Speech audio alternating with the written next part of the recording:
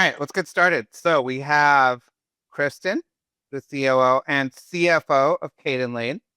Say hi, Kristen. Hello, everyone. Pop the confetti, please. I already Honorary popped the confetti. confetti. Damn Oh, it. I ooh, popped it too already late or too foul. early. Okay, we have Jeff, CFO of Simple Modern. Howdy. He's also their in-house hand model in all their bottle pictures. And then we have Krishna here, CEO of Ceres Analytics. Hey everyone. Cool. We have the whole team here. Perfect, perfect. If you guys want to introduce yourselves in the chat, that'd be great. Just pop in. It's on the right-hand side there. And let's kick this off. So let's start big picture. What's your current outlook on e-commerce, D2C, consumer in general, growth? Are we in more of an expansion phase or more of a hold the line and try to maintain profitability phase? Let's start with you, Kristen. I knew you were going to do that. Okay, that's fine. I was ready for it. So we're actually leaning into expansion, but not in the way that you might think. So I put on here cash is king. What we're realizing is we're leaning into wholesale. So like not a surprise anymore. Most people are already there. So I think the beautiful thing about us is I think we've waited until the right perfect time for wholesale for us. Like I know we talked to some people and they're like, oh, you should have been in wholesale 5-10 years ago. Well, guess what? We were like 10 years ago and we canceled it. And I think holding out with the market just built this like appetite for it. And so now we're going back with kind of like a vengeance and it's getting really great penetration. So that's what we're leaning into is expansion that's going to drive a lot of profitability for us because as we know, acquisition costs go like down an insane amount through wholesale. And on that wholesale side, is that different than what you guys were doing before with the smaller boutiques? So we're going back to small boutiques while also bringing in some big retail partners. So we're kind of just doing like mass penetration to just kind of fill out the market and see what the best next move is. Like, which do we want to go in deeper to? We're just trying to get as many eyeballs on the product as we possibly can, like in real life. Cool. And on to you, Jeff. What do you think? Yeah.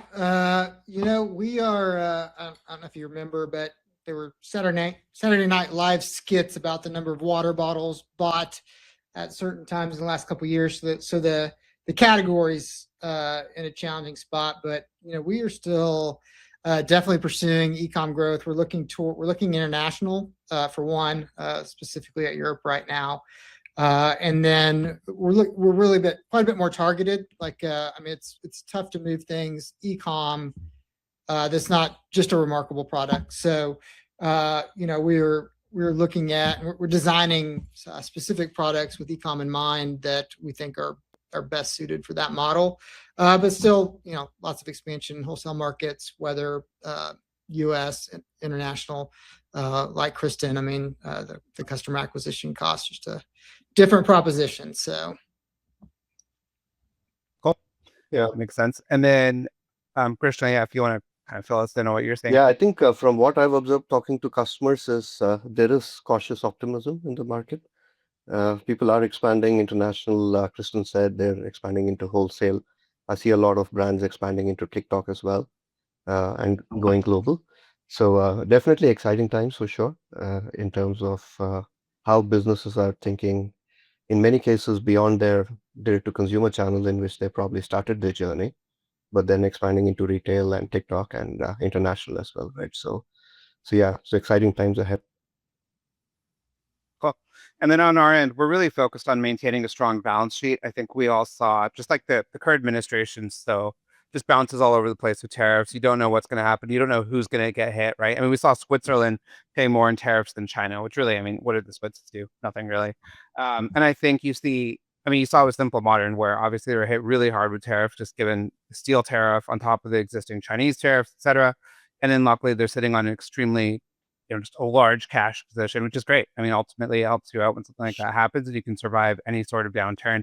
You don't necessarily have to play defense. I think that's what we're generally leaning towards is let's build a really strong balance sheet and then we're okay with controlled growth, but we still want to be really careful.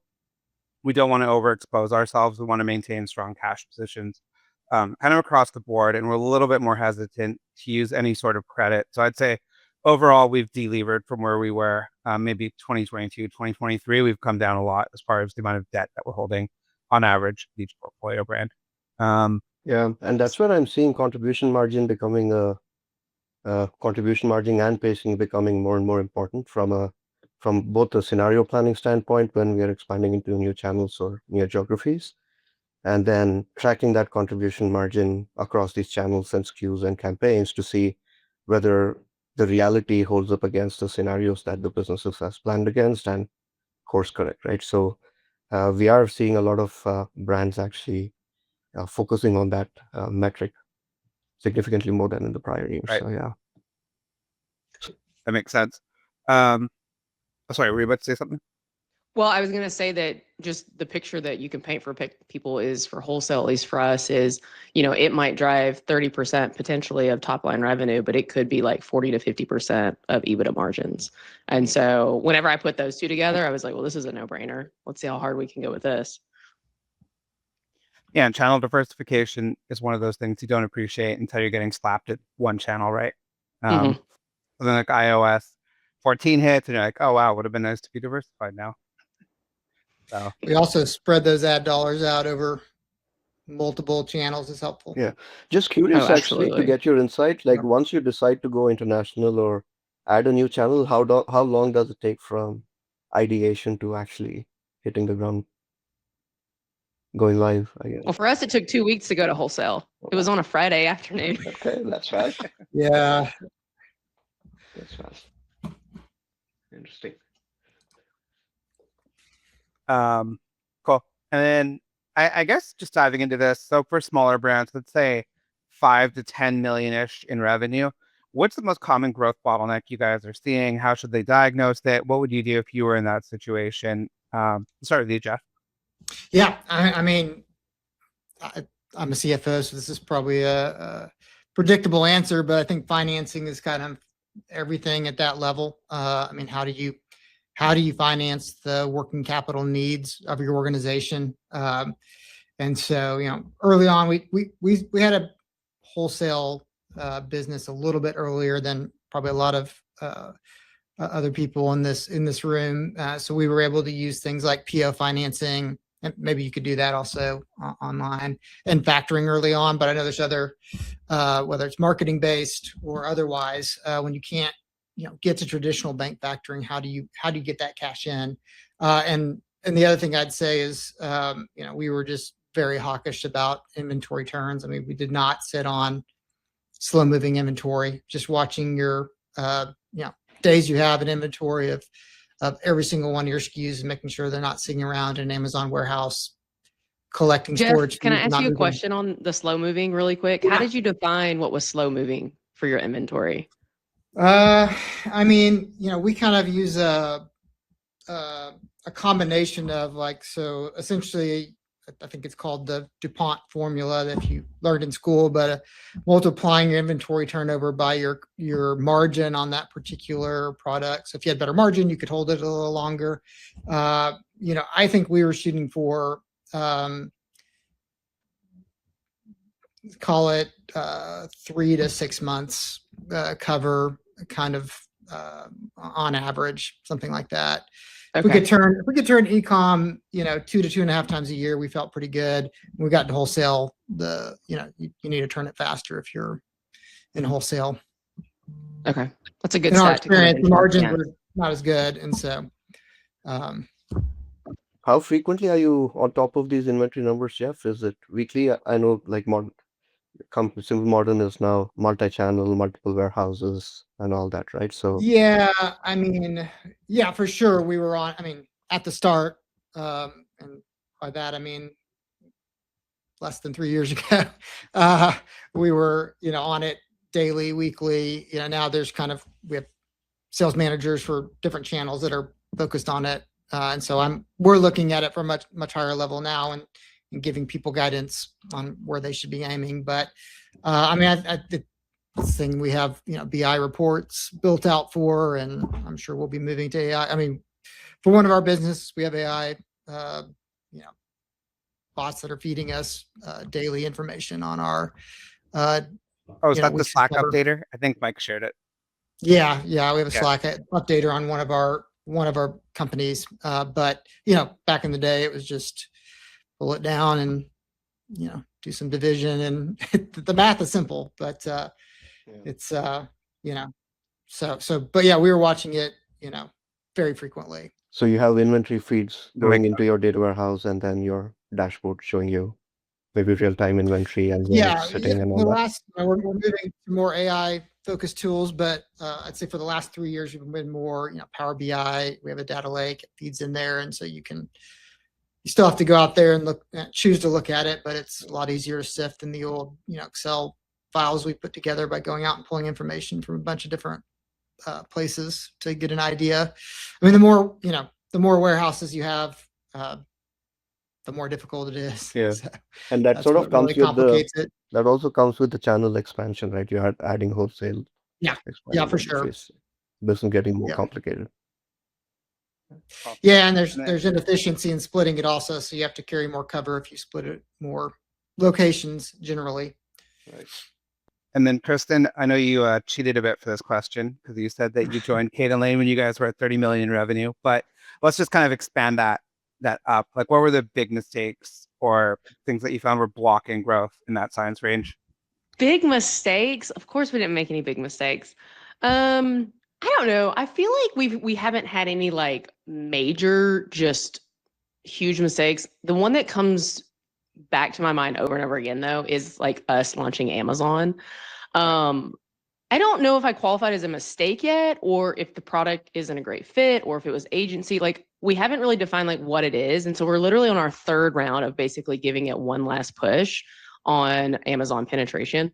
But I don't know if you call it a mistake. Maybe it's just not a good fit for our product. Maybe our catalog is too extensive. Maybe people just like buying D2C, or maybe people like buying baby clothes in person more. Like we haven't. Maybe there's too many knockoffs on Amazon, and it's hard to compete. And so it feels like a mistake because I was supposed to kind of own that, and you want any kind of channel that you break into, like you want to see numbers and revenue drive, but like every month it just was never really there. So yeah, that would probably be one for us. And then I think this isn't necessarily a mistake, but I'm going to say this cautiously because I know Katie, my founder, is listening. But product expansion it's a double-edged sword, right? Like, it has huge benefits to acquire new segments of customers. But if you go too far, you almost can lose your core identity a little bit. And so like understanding like when What's too far? What's a good example of too far? Is it the coloring pajamas? So no, the color of pajamas were Okay. insanely Okay. amazing.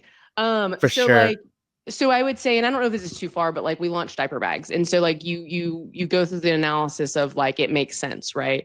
But then if you're not moving as many as you think that you should be, like you have to identify like what's the reason. Like, it seems like a great market fit for our customers, right? They take up a shit ton of space. So like there's all these like other things. And when you are in a space and you're owning your own fulfillment, like you have to rationalize like every bit of space that you take up. So I think now we're kind of like looking at optimizing our SKU catalog. Like it's out there, it's been great. And now we've had enough of a massive catalog on the market for so long that now we can kind of identify the ones that really drive the revenue and really drive incremental growth versus the ones that are just taking up white space on the website. And they're just a distraction, right? And so we're kind of actually going through that right now. So I think product expansion is amazing, and it gets you to the point where you can see what actually works. So then you can wheel it back into like, okay, this is where we need to focus our core and drive harder on. Kristen, just That curious. makes Yeah, sense. there's definitely sorry, Kristen. Go on, Jeff. I was going to say there's definitely the idea that the digital shelf is endless, but we're doing the same thing, Kristen. We're really doing some major rationalization this year because people are not unlimited. They're not infinite in their ability to look at your website and see everything on it. And so I'll really throw y'all a great merchandising it. stat out from a Yeah. brand that I'm not going to say the brand, but they had 4,000 SKUs. They cut it to 1,000. And the impact the next year was their conversion rate increased from like all the way up to some products had like a 15% conversion. And also just like revenues grew. And they were terrified because they're like, oh God, we just got our SKU catalog by 75%. There's no way we're going to still hit the same revenue numbers. Well, it actually went up.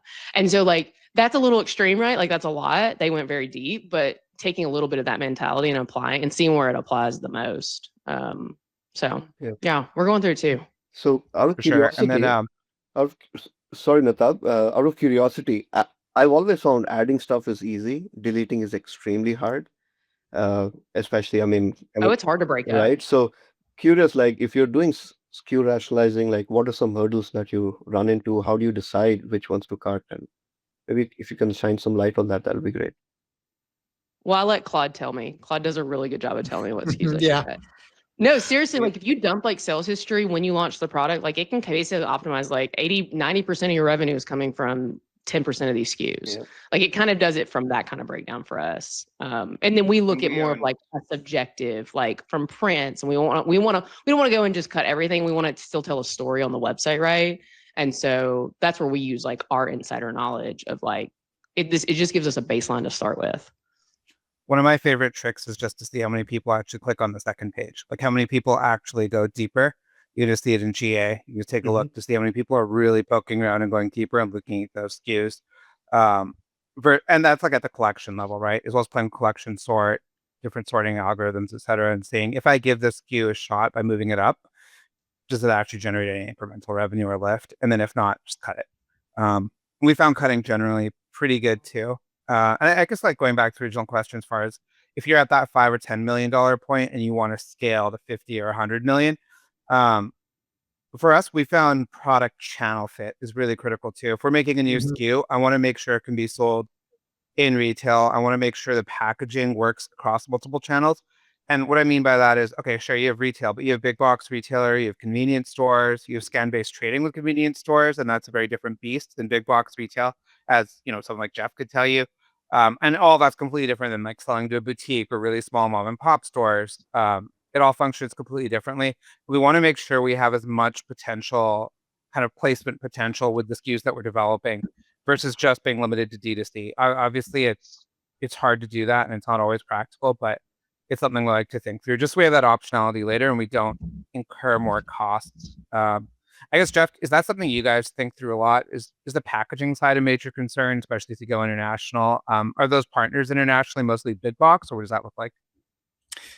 Yeah. So, I mean, internationals definitely right now we are doing different packaging for international just because of the language and then some other compliance reasons essentially.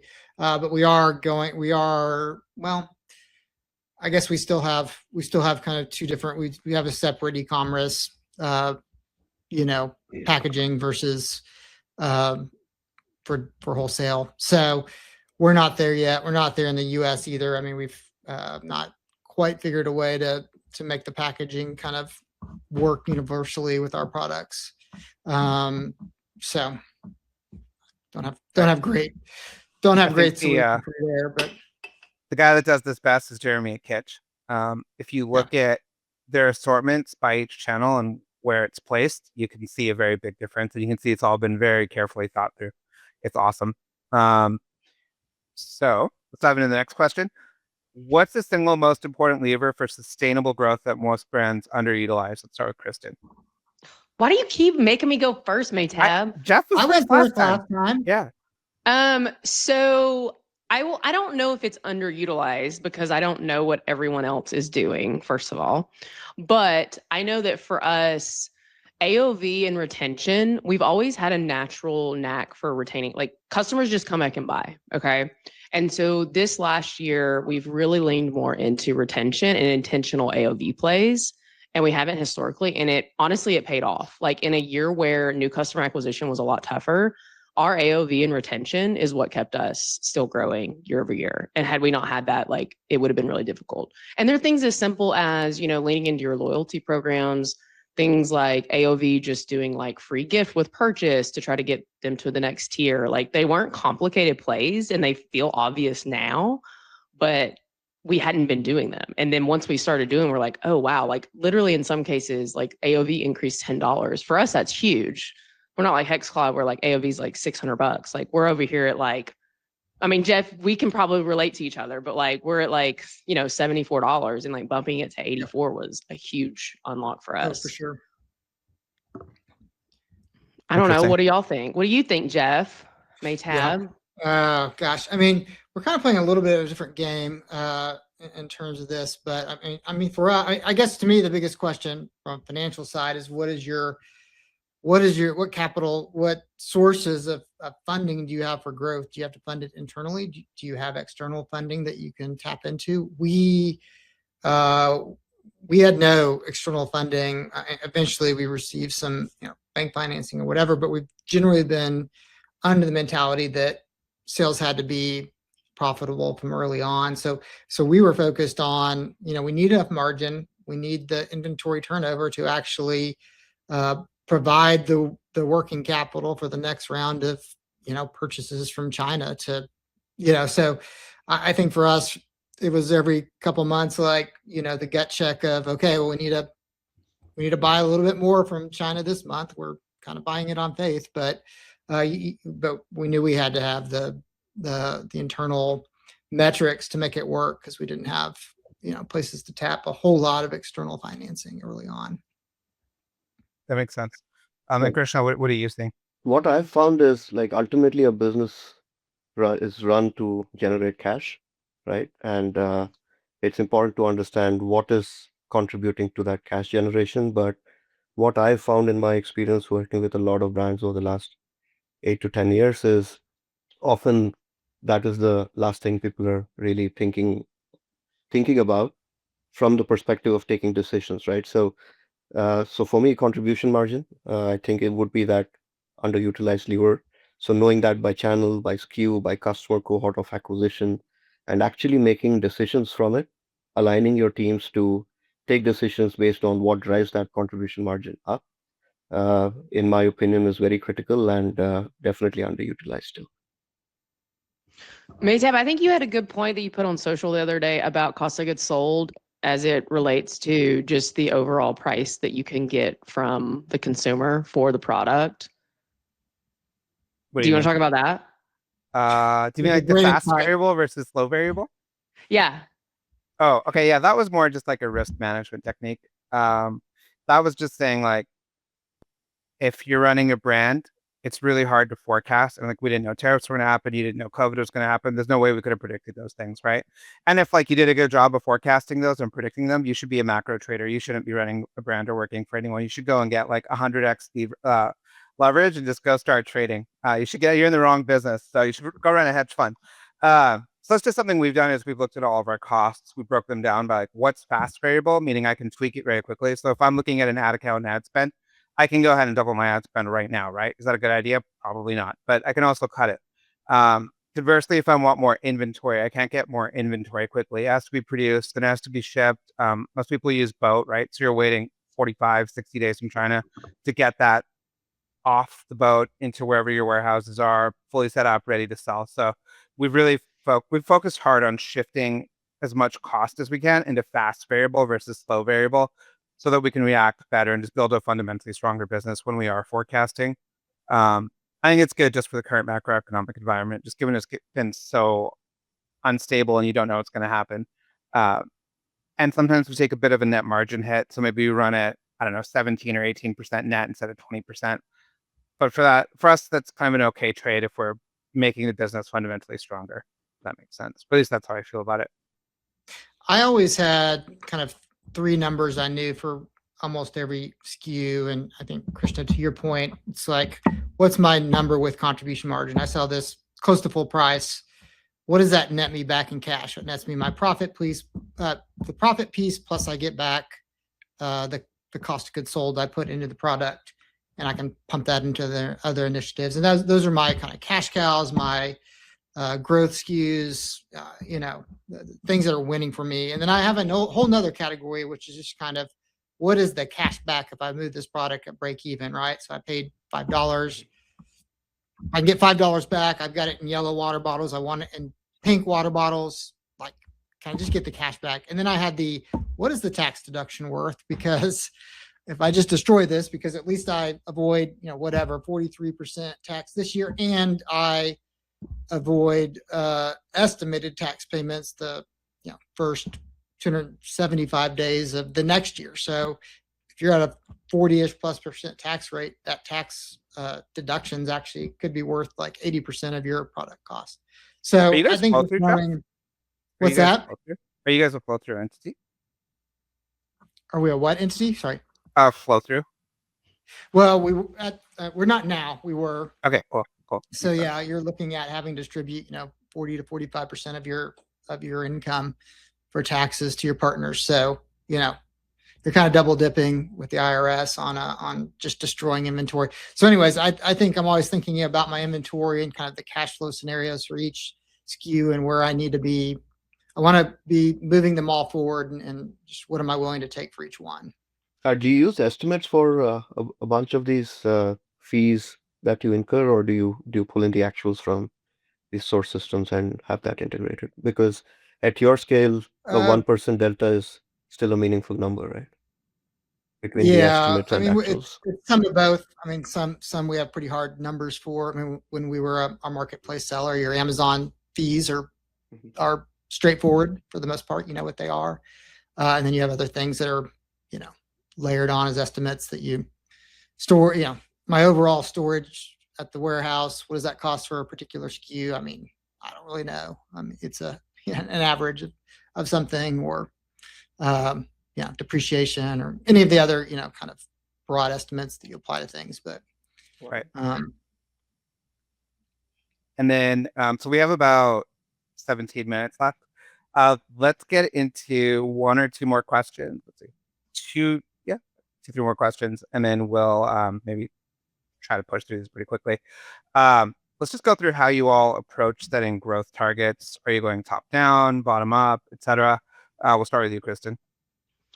Ooh, this one's a fun one. So we do primarily top down. However, I've set budgeting on a rolling 12-month. However, targets get set every single month. And I'll break that down a little bit. So I'll send our media team targets basically like the 15th of the month prior to March. So like this week I'm working on targets for March. And the reason we've done it that way is the overall goal doesn't change. So whatever like our top line, what we want to hit, it stays the same. But what we've realized is that there's like multiple ways to achieve that revenue.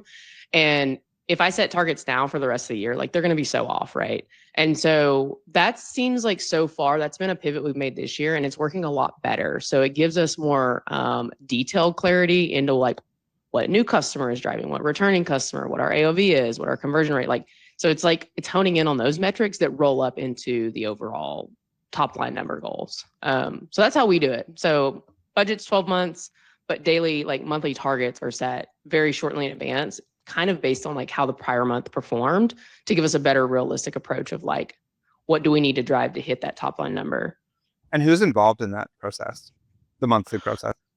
So it's primarily me, obviously Katie, and then our media team, which we don't have necessarily in house, but we work really closely with. So they're very data driven, and so they've really appreciated a more detailed approach on like, all right, this is where we need to be, and then we can budget. Like literally today, they were like, hey, do you care if I pull some of the budget that we didn't spend in January? Can I roll it into February, go a little deeper, see if we can make up some of that revenue gap? And I'm like, absolutely, because that helps us all win. So I like having that flexibility. And especially with us leaning into wholesale, it's going to be a little more difficult. And so I wanted to give us more flexibility while also having accountability to the teams. Right. That makes sense. What about you, Jeff? How's that work? yeah, I mean, I think stage of the company really matters, and I think how much, you know, reliance on advertising you have for your numbers really matters. I mean, we were predominantly, and we were heavily Amazon Marketplace to start the business, heavily bottoms up. I mean, SKU by SKU. Like, what are we doing right now? What do we think if we add another blue? We already have two blues. If we add another one, what does that do? If we add a 16 ounce, when we have a 20 ounce, what does that do? But you know, very, very much kind of bottoms up. Always a high level. Does it make sense when you roll it up? You know, now I'd say we're a bit more top down, maybe 50-50 now. I don't know. It's hard to say, but definitely the overall market affects us more. When you're early on, you're not, and you're just growing, you have a great product. I mean, you're not impacted as much by like what the whole market doing, what's the whole category doing, what are your competitors doing. It doesn't matter. It's kind of you. And now we've got to worry about all those things to have an idea of what you know, our market share is going to be, and what the market total is going to be, and think more in terms of those. So I think if advertising is also a big part of it, like if it was just our website, I'd be like, well, tell me what we're going to spend on advertising next month, and I'll tell you what I think my forecast is. But that's not kind of how the Amazon game typically works. And who's involved in the process for you guys? How often are Predominantly, you updating? we have a planning team that's kind of the center of all the forecast, demand planning, and buying, and communicating with sales leaders to understand their plan. So I'd say planning is kind of the central function in that. Jeff, I have a question because you're Yeah. so high SKU, just like we are.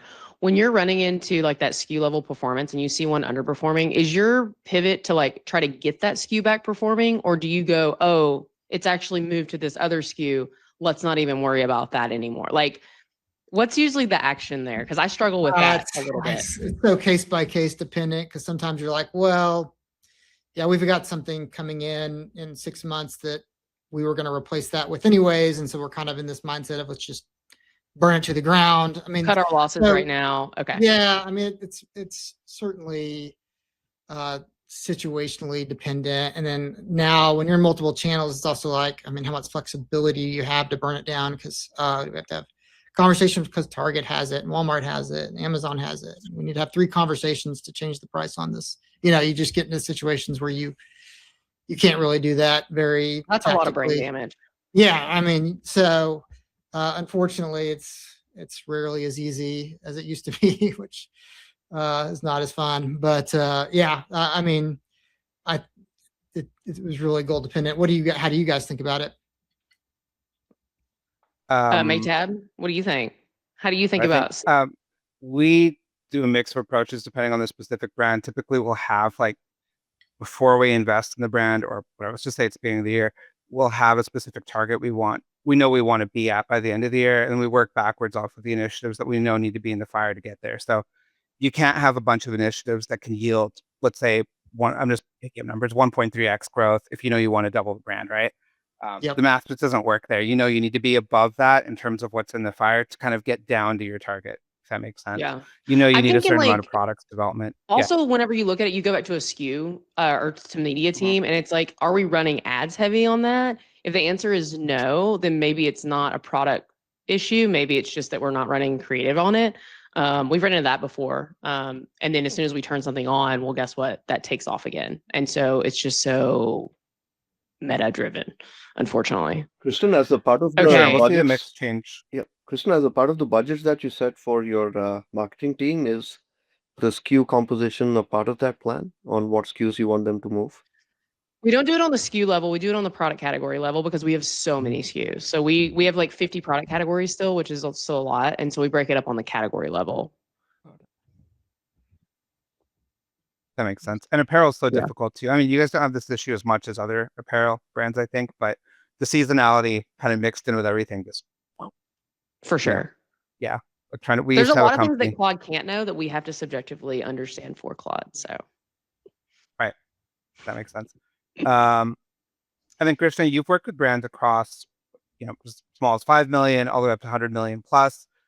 At what revenue milestone do you think data infrastructure becomes a really big problem? What kind of SKU count are they typically working with? Obviously, if you have more SKUs, you need that data infrastructure sooner. If you have more, let's say your low AOV with high order volume, you need that sooner. What does good enough look like at each stage? Yeah, if you want to just kind of walk us through this. If you had asked me this question 6 months back, my answer would have been very different. Now, with what these AI tools are able to do, I actually look at data infrastructure as a competitive advantage for brands, no matter the scale. But if I were to put a number, I would say 10 to 30 million is where I think you're starting to do more channel expansion, or you're expanding into multiple marketing channels, so on and so forth. So definitely brands should take data infrastructure a little more seriously at that stage. But 30 million and beyond, it becomes a really real competitive edge, right? Like Kristen was saying, hey, I just upload my data to Claude and it's giving me insights. But if you have sales numbers across 3 different systems, 4 different systems, and you don't have a consolidated data foundation or a single source of truth, then you're effectively downloading data from Amazon US site, Mexico site, and a UK site, and then from your Shopify. And everybody's doing that exercise in the company to do the same analysis, right? A kind of not only a waste of time, but people might get it wrong. The systems might get it wrong. So definitely my recommendation has shifted, especially now seeing what Claude and these models are able to do and how much better they've gotten over the last 6 months. I would say if you're 10 million or above, you should definitely start considering something. And you can go much deeper into building out your data foundation as you grow larger, like 30 million or up, but at least you should have some basic foundation in place. Right. And I think the big thing we found too is when we don't have tools in place and we don't make it easy for people to pull reports, they just look at things less often with lower frequency. Mhm. And it becomes a bit of an issue. So if you have, I don't know, let's say it takes you 10 minutes to pull a report, and then after you install some tool, it takes you a minute, right? Now you can just pull so many more reports, dive in much deeper. People do ask themselves that question. Oh, why? What they use the five whys, right? The classic lean manufacturing technique. We're like, oh, why is revenue down with the SKU? Okay, well, why did that happen? Why? And they're happy to dig because they have that tool and it makes it easier. And that's just a problem we run into in the past when we were more spreadsheet driven. I mean, is everyone going to like export, marry these reports, Yeah. use X lookup, et cetera? Honestly, no. Especially if they're on the production floor or something like that. They're on the production team where they're not that data intensive. Are they going to ping our team and be like, hey, can you put this SQL report together? Like, probably not. Yeah. I don't know if you guys have you guys run into that. Have you guys found it's much easier with some of the tools you're using now, et cetera? Let me show you something that, Yeah, reporting and yeah, tools, go on, that's so much easier now. go on, Oh, Chris. sorry. Go ahead, Krishna. Go on, continue. I can pick up after you. No, I was just going to say absolutely. Like there's things that I would normally spend a few hours on that now I can literally pull together in minutes. And it gives you way more time to deep dive and analyze and then go pull together other reports that help that report make sense. Yeah. And Kristen, isn't part of the reason there is because you've invested into a data warehouse, I want to say maybe a couple of quarters back, or that at least that's what I Yes, we did. We invested in a data warehouse to help aggregate a lot of that data for us and just basically have a central source of truth for all teams, not just like finance, but operations, marketing, everybody. right. So this is one representation actually. This is what we end up doing. We build a AI ready data foundation for brands. So we are pulling in data from Amazon, Shopify, TikTok, Walmart, all of your advertising channels, your COGS if they're sitting in an ERP like Fulfill or NetSuite. We pull all of that data together. We create the single source of truth, which is certified, accurate across all of these channels. And then you get all these data sets, which will help you understand your contribution margin, which will help you build your pacing reports, have a single source of truth for inventory, etc. Right? So once you have the single source of truth, you can present that data to your BI tools if you like to have a dashboard, right? You can do that, which is what has been happening all these years. There's still some room for it because it has a lot more metrics in a single place, and you don't have to ask 10 questions to get that. You can connect it to a spreadsheet if you're more like me, like I love spreadsheets. So I connect my Google Sheet to a data warehouse and pull directly data from it and start messing around. Or you can connect this data infrastructure to Claude, or we have our own product called IQ, wherein you can actually ask questions, interact with your data, get answers, and move quickly, right? Decisions become faster. You're not necessarily waiting for an analyst in Philippines or an analyst offshore who is pulling in this data manually, turnaround times are longer, etc. You get instant answers faster. The only risk with the LLMs is they tend to hallucinate from time to time. So from an IQ standpoint, for us, we are trying to build a product that doesn't hallucinate, right? So like no mushrooms included in it. So that's what we are shooting for. Um, and the uh, and the idea here is, if you're a brand, you don't have a data team, you want to understand how your inventory positions are across your warehouses, or you want to understand your contribution margin across your SKUs. It gets reduced to a simple question now, right? And that's the power of it. So let me quickly show you a demo. I won't take more than a minute here. Uh, And Krishna, what's the timeline to get set up typically for a normal brand? Oh, that's a great question. I would say it depends on the complexity of the business. One of the Hmm. biggest challenges that Let's say not a simple modern. That's too complicated. Something simpler. we can get up and running. Yeah, Caden line's too complicated too. Yeah. So if the brand is, single channel, then it's much faster, 2 to 4 weeks. If you're multi-channel and if you have a large SKU catalog and you haven't done much diligence on managing your SKUs, because once you're focused on growth, you're basically creating things to move quickly, right? And when you're trying to move quickly, you end up creating stuff that may or may not scale. So one of the biggest challenges that we run into is just SKU management. Like the same product has five different names. So the moment you have Right. that, your cohorts are broken across five different SKUs. So there's this mapping, all of that has to be done. Yeah, so even with that complexity, I think 3 to 4 months, maybe 6 months max for a complicated business to have complete visibility into their sales performance, marketing performance, margin performance, is not unreasonable. And those time frames are shrinking and shrinking very fast, right? Because even internally, we are using AI a lot to build these data models out and customizing these data models. So we do see that time frame shrinking as we, go further into 2026. So yeah, so here's an example, right? Kristen was talking about using AI. So IQ is our product, but you can connect Claude to our data foundation. So here is asking a question on what was my contribution margin last month. We have trained IQ on our customers' business logic. So IQ knows how you measure your business. So what it does is it applies the business logic, generates a plan for you in simple English that you can understand, and then it generates a SQL, a summary that you can read.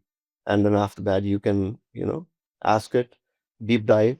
So over here, I started off by saying what was my contribution margin last month, right? And then how does that compare to previous year? And then I wanted to drill down into, why there was a drop, do a deep dive analysis, gave me some insights. All of this significantly reduces time to insight. And if you can reduce the time to insight, you can reduce the time to action is what we like to believe, right? So yeah, given that this is available now for pretty much every company, I personally see no reason why a business shouldn't invest in having a single source of truth as early as they possibly Right. can, as much as as long as they have some mind space to give to getting that infrastructure up. So Christian, Yeah, I here's think a here's a question on that the bottom layer, the I forget what you call it, the data layer, The maybe. data foundation. I mean, what is it? What is the foundation? What do you think it's important for people to be thinking through on what they need? Like, would you start with accounting? Would you what are the basics you need to build that layer that you can put everything on top of it? How would you think about if you were just starting up now? How would you think about this stack? From a build standpoint or from a consumption standpoint, Jeff? From a Uh, brand perspective, right? Your question? from a brand perspective, yes. Yeah. The way I think about it from a brand perspective is look at the most important use case that you have that you're having difficulty finding an answer to. When I talk to customers these days, getting to daily contribution margin by SKU, by channel, by campaign is extremely hard, right? Especially if you're shipping to different countries, the shipping rates vary. If you have an ERP, the complications increase, etc., etc. But I would say start by getting your contribution margin reporting up. And to build a contribution margin reporting, you have to consolidate data from your inventory, ERP, marketing, and sales. So your data foundation is built. And then we can build use cases on top, starting with measuring contribution and then getting into pacing dashboards, inventory visibility systems, customer cohorts. Kristen mentioned earlier that they're doubling down on focusing on retention, right? In order to focus on retention, you absolutely have to understand how your cohorts are performing, right? And those are all simple extensions once you have the foundation in place. So I would say that makes sense. I would ask a CEO of a brand to commit at least a quarter to get the foundation up. And then the benefits just amplify because the consumption surface, which is now increasingly becoming these AI tools, really plays self-serve analytics in the user's hand, right? So you're just a question away. And then we are over time. We're being told to end the session. So thanks to everyone who attended. Make sure you go to the next item in the agenda. You can just click the thingy on the top and you can bounce around. See you soon. Anything else to say, guys?